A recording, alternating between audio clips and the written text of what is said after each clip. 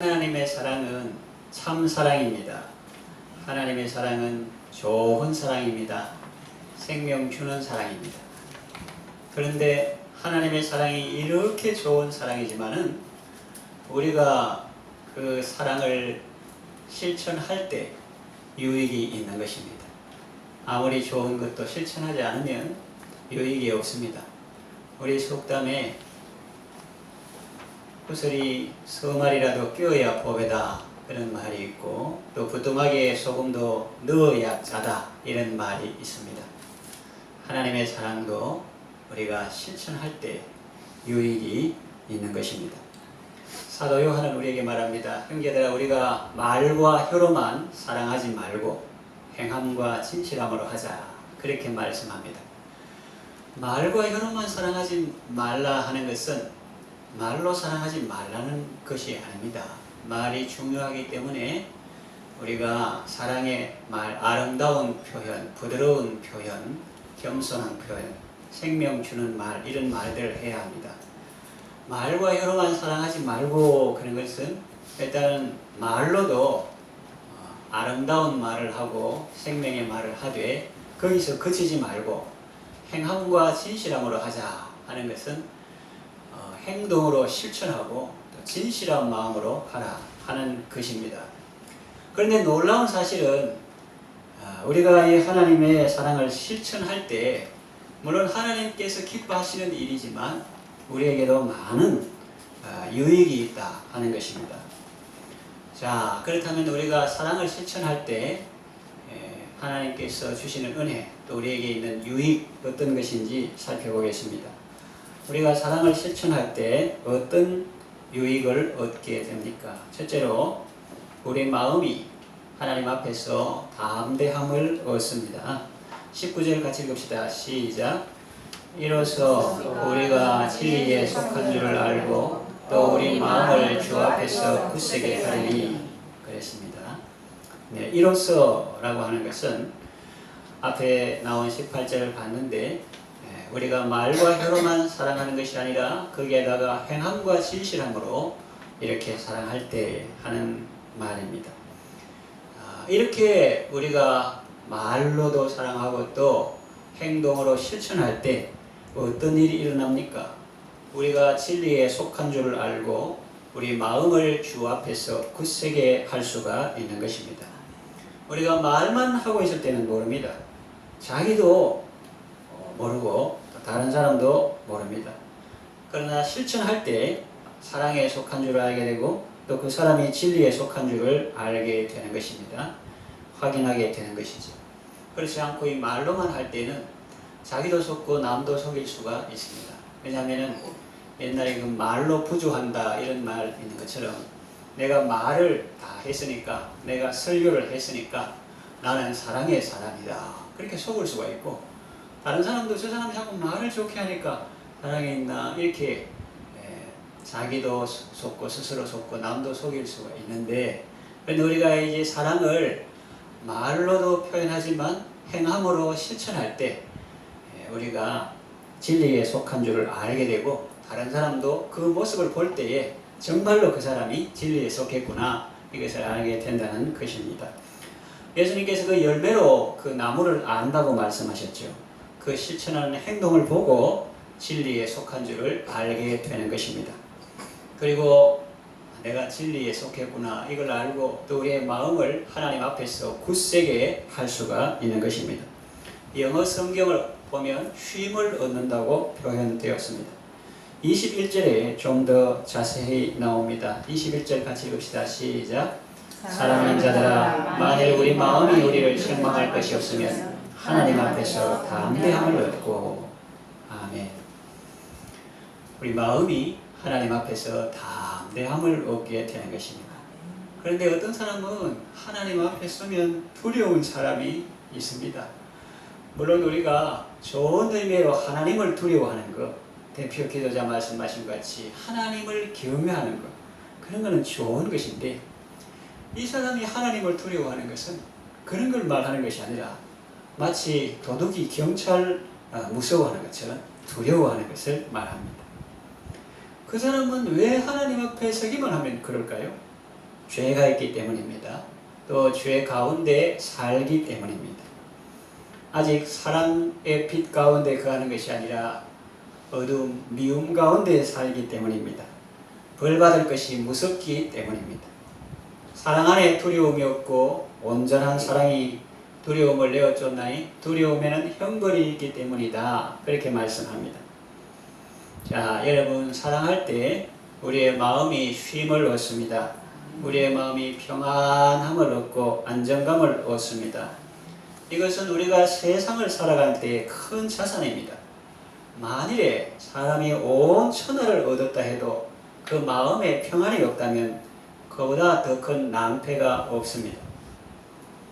하나님 앞에서 담대함을 얻지 못하니 그러면 하나님 안 계신 데도 있습니까? 없어요. 하나님은 안 계신 곳이 없습니다. 여호와의 눈은 온 땅을 두루 감찰하시는데 그 하나님 앞에서 담대함을 얻지 못하니 세상 어디 가서 쉴 수 있겠습니까? 시편 기자가 시로 표현한 것처럼 우리가 새벽 날개를 치며 바다 끝에 가서 거할지라도 하나님께서 거기 계시고 저 깊숙한 산골짜기보다 더 깊은 음부에 내 자리를 편다 해도 하나님께서 계시는데 우리가 하나님 눈을 피하여 어디로 갈 수 있겠습니까? 그러나 하나님과 친밀한 사람은, 하나님과 화목하고 하나님의 기쁨이 되는 사람은 비록 온 천하를 얻지 못한다 해도 사실은 그 모든 것이 이미 자기 것과 다름이 없습니다. 천지를 창조하신 하나님이 내 편이신데 무슨 아쉬울 것이 있으며 무슨 두려움이 있겠습니까? 성도는 담대함을 얻고 사랑 가운데서 이렇게 선포합니다. 바울이나 아볼로나 게바나 세계나 생명이나 사망이나 현재 것이나 장래 것이나 다 너희의 것이요 너희는 그리스도의 것이요 그리스도는 하나님의 것이니라 그랬습니다. 이런 담대함이 어디에서 나옵니까? 우리가 하나님 안에 거할 때 나오는 것입니다. 우리가 사랑을 실천할 때 나오는 것입니다. 여러분들은 모두 사랑을 실천함으로 여러분의 마음이 하나님 앞에 서기만 하면 담대함을 얻는 그런 삶을 살아가시기를 바랍니다. 두 번째, 실천할 때 얻는 유익이 무엇인가? 응답받는 기도 생활을 하게 됩니다. 22절을 읽읍시다. 시작. 무엇이든지 구하는 바를 그에게서 받나니 이는 우리가 그의 계명을 지키고 그 앞에서 기뻐하시는 것을 행함이라. 아멘. 하나님과 친밀한 관계를 유지하는 사람은 무엇이든지 하나님께 구하게 됩니다. 대화하고 싶고 크고 작은 일을 다 하나님과 의논하고 하나님과 마주하는 것을 기뻐합니다. 하나님과 쉽게 대화가 됩니다. 그러나 하나님을 두려워하는 사람은 대화하기 어렵습니다. 그 앞에 나아가기도 어려운데 어떻게 감히 대화할 수 있겠습니까? 그러나 하나님과 친밀한 사람은 하나님을 만나는 것이 좋습니다. 하나님을 즐거워하고 하나님의 뜻을 기뻐합니다. 그래서 구하는 것을 받습니다. 기도 응답을 받습니다. 하나님께서 기꺼이 그 기도를 들어주시기 때문입니다. 여러분, 신앙생활 하면서 여러 가지 축복, 은혜 이런 것도 좋지만 나 하나님하고 같이 있는 건 너무너무 좋다. 뭐 구체적으로 설명 많이 안 해도 그냥 같이 있기만 해도 좋다. 친구끼리 왜 좋으냐? 그러면 그냥 하는 것처럼 정말 하나님이 좋고 또 기도하는 것마다 하나님께서 기뻐하시고 소원을 들어주시는 이런 거 다 원하시죠. 그 비결은 다른 데 있는 것이 아니라 우리가 사랑의 삶을 살 때, 사랑을 실천할 때 하나님께서 구하는 것을 다 들으시고 응답해 주신다고 했습니다. 22절에 좀 더 구체적으로 나오죠. 같이 읽읍시다. 시작. 무엇이든지 구하는 바를 그에게서 받나니 이는 우리가 그의 계명을 지키고 그 앞에서 기뻐하시는 것을 행함이라. 여러분, 무엇이든지 하나님께 구하고 싶고 또 그 구하는 것을 하나님으로부터 받기를 원하십니까? 네. 그렇다면 그의 계명을 지키고 그 앞에서 하나님이 기뻐하시는 것을 행하십시오. 사랑하되 말로도 사랑하시고 행함과 진실함으로 사랑하십시오. 그의 계명이 무엇입니까? 예수님을 믿고 형제를 사랑하는 것입니다. 23절 읽읍시다. 시작. 그의 계명을 이으시니 곧 그 아들 예수 그리스도의 이름을 믿고 그가 우리에게 주신 계명대로 서로 사랑할 것입니다. 여러분들은 모두 사랑을 실천함으로 기도가 응답받는 복된 삶을 살아가시기를 바랍니다. 세 번째, 우리가 사랑을 실천할 때 얻는 유익이 무엇인가? 하나님께서 그의 안에 거하시게 됩니다. 24절 읽읍시다. 시작. 그의 계명을 지키는 자는 주 안에 거하고 주는 그의 안에 거하시나니 우리에게 주신 성령으로 말미암아 그가 우리 안에 거하시는 줄을 우리가 아느니라. 아멘. 우리가 하나님의 계명을 지킬 때, 다시 말하면 형제의 사랑을 실천할 때 먼저 우리가 하나님 안에 거하게 됩니다. 하나님 안에 거한다는 말은 안전하게 된다는 의미고 또 하나님의 보호를 받고 공급하심을 받는다는 의미입니다. 성경에 보면 이런 표현이 있습니다. 지렁이 같은 너 야곱아. 그런데 그 지렁이는 어떻습니까, 여러분? 습기가 있는 곳에 살죠. 비 오는 날은 물이 올라오니까, 이번에도 비가 많이 오니까 아스팔트 위에도 흙이, 그리고 물이 오면 지렁이가 자기 세상인 줄 알고 그것도 자기 영역인 줄 알고 나왔다가 해가 쨍쨍 내리쬐면 이제 햇볕에 타서 말라 죽는 그런 경우가 있습니다. 지렁이 같은 너 야곱아. 하나님의 은혜 없이는 살 수 없는 우리들이다 하는 것이죠. 우리 인생은 하나님 안에 있을 때 안전합니다. 바람 한 점 없는 무더운 여름, 구름 한 점 없고 그늘도 없는 사막길을 가면 일사병이나 탈수증으로 죽을 수 있습니다.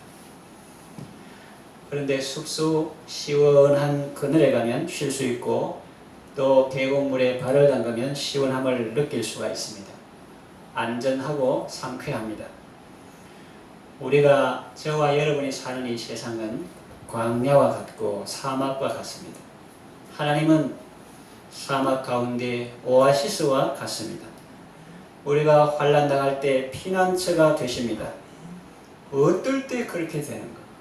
어떨 때 이 지렁이 같은 이스라엘이 아스팔트에서 타죽을 그런 위험에서 다시 숲속으로 가게 되는가? 그것은 오늘 말씀을 적용하면 우리가 사랑을 실천할 때 그렇게 된다는 것입니다.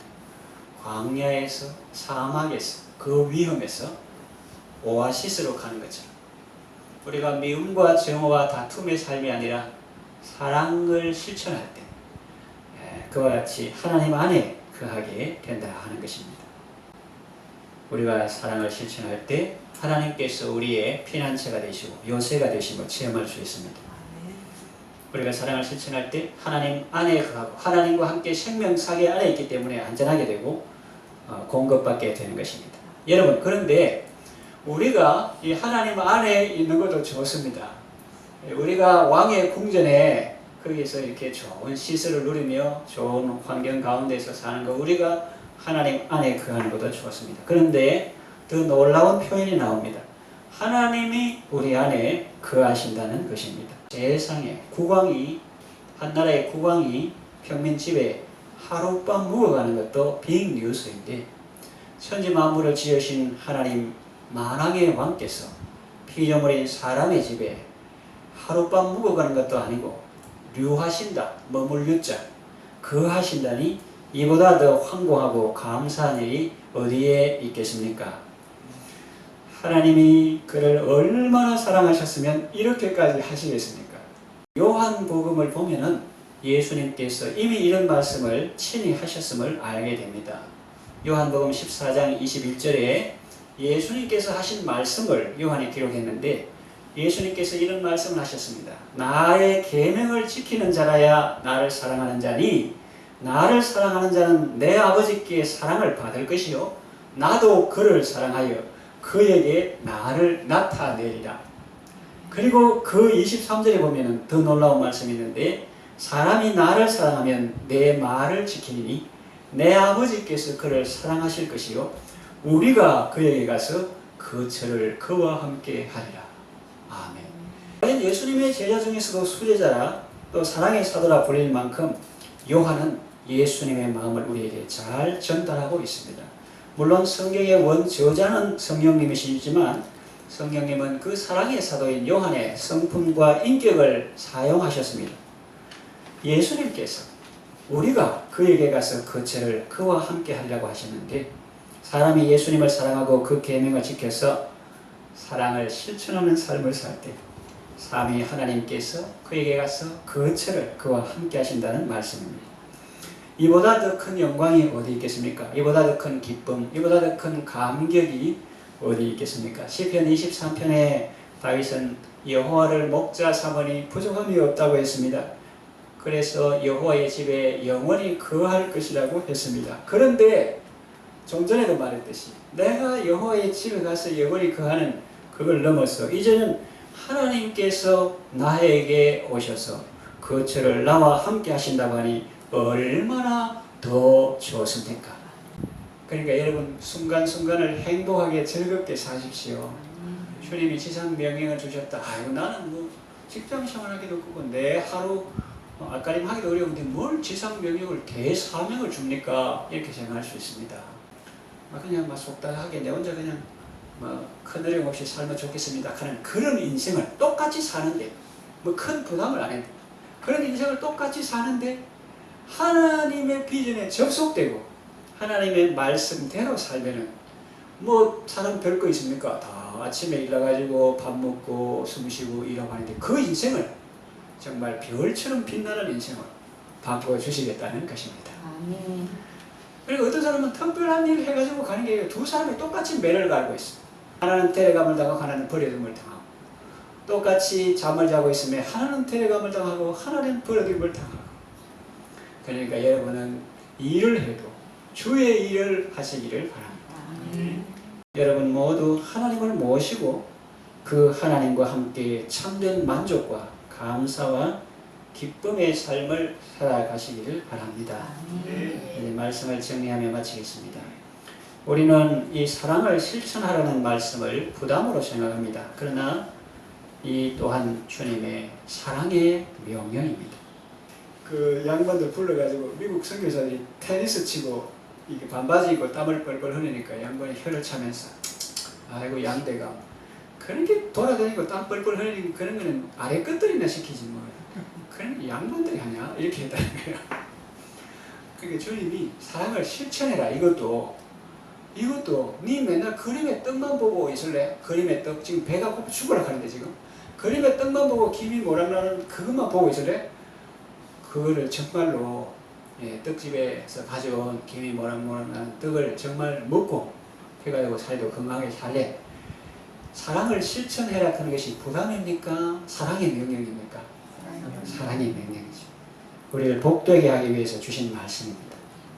사랑은 좋은 것이지만 말이나 구애만 커진다면 아무 유익이 없습니다.